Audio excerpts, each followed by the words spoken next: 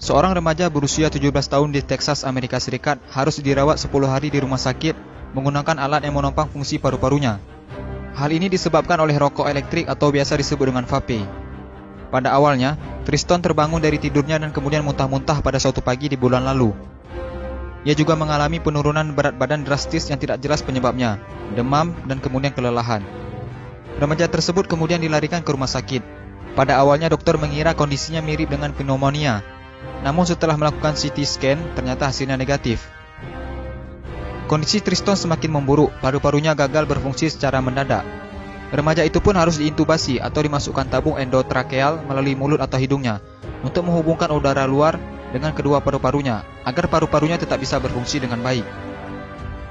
Seluruh tim medis mencurigai bahwa vape yang diakui oleh Triston telah dikonsumsinya sejak di kelas 8 diduga menjadi biang kerok gagalnya paru-paru Triston.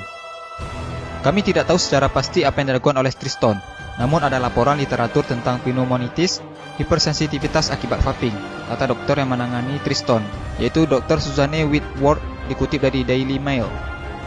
Setelah 10 hari diintubasi, paru-paru Triston kembali pulih, walaupun ia masih harus berjuang keras untuk bernapas dengan baik. Ia bahkan harus kehilangan 13 kilo berat badannya, dan otot kakinya menjadi melemah. Triston juga bahkan harus belajar berjalan kembali. Saya benar-benar diberi kesempatan kedua oleh Tuhan. Dan segera setelah saya bangun dari koma itu, saya tahu apa yang ingin saya lakukan. Saya tidak ingin mengulangi kesalahan yang sama untuk menghisap vape, kata Triston. Triston berjanji bahwa dia tidak akan nge-vape lagi dan akan menyarankan kepada teman-temannya untuk membuang vape mereka. Kenapa vape berbahaya? Kepala Badan Pengawas Obat dan Makanan atau BPOM Penny Dukito menyebutkan akan segera mengusulkan larangan penggunaan vape atau rokok elektrik.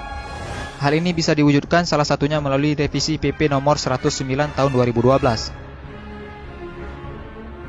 Penny mengungkapkan ada beberapa fakta ilmiah yang telah ditemukan BPOM sekaligus menjadi dasar usulan pelarangan tersebut. Ditemukan senyawa kimia di dalam vape mulai dari nikotin, propilen glikol, perisa logam karbonil tobacco specific nitrosamines, hingga dietilen glikol. Nikotin sangat berbahaya karena berbagai penelitian juga melihat efek nikotin terhadap otak bisa menyebabkan kanker dan kecanduan. Propilen glikol juga sangat berbahaya karena jika dikonsumsi secara terus-menerus dapat menyebabkan gagal ginjal.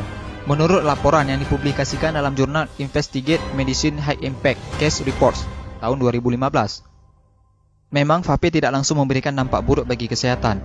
Sama seperti rokok, banyak orang yang tetap bisa sehat walaupun merokok. Nah, sebaiknya kita mulai menjaga kesehatan paru-paru kita dengan tidak menghisap vape atau rokok. Semoga video ini bermanfaat dan jangan lupa di-share juga sebanyak-banyaknya agar teman-teman kalian tidak ketinggalan informasi penting.